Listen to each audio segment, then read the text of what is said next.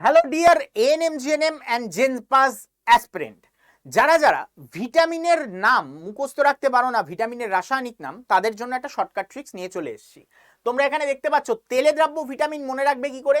এই শব্দটা দিয়ে এদিকে, এদিকে মানে কি ADEK, এই চারটে হচ্ছে তেলে দ্রাব্য ভিটামিন, এটিকে বোঝায়। এবং এই যে ADEK, এদেরকে ধরে নাও এরা ক্লাসের 4জন ছাত্র, যার মধ্যে এ সব থেকে ভালো ছাত্র, ডি তার থেকে খারাপ, ই আরও খারাপ, কে সব থেকে খারাপ। তো তাহলে কি হয়, যে ভালো ছাত্র সে কি করবে?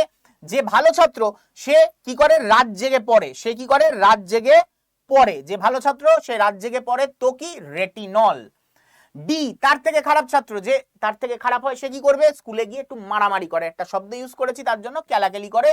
তো সেখান থেকে কি? ক্যালসিফেরল। ভিটামিন ই পরীক্ষায় টুকেই মেরে দেয়, টুকে পাস করে যায়, তো টুকে পাস করে থেকে টোকোফেরল। এবং ভিটামিন কে পরীক্ষায় ফেল করে থেকে ফাইলোকুইনোন। তো দেখো, এইভাবে মনে রাখলে তোমরা কিন্তু ভিটামিনের নাম খুব ইজিলি মনে রাখতে পারো। আরো অনেক ভিটামিনস মনে রাখার ট্রিক্স আছে, আদার্স আরো ভিটামিন যেগুলো আছে সেগুলো মনে রাখার ট্রিক্স আছে।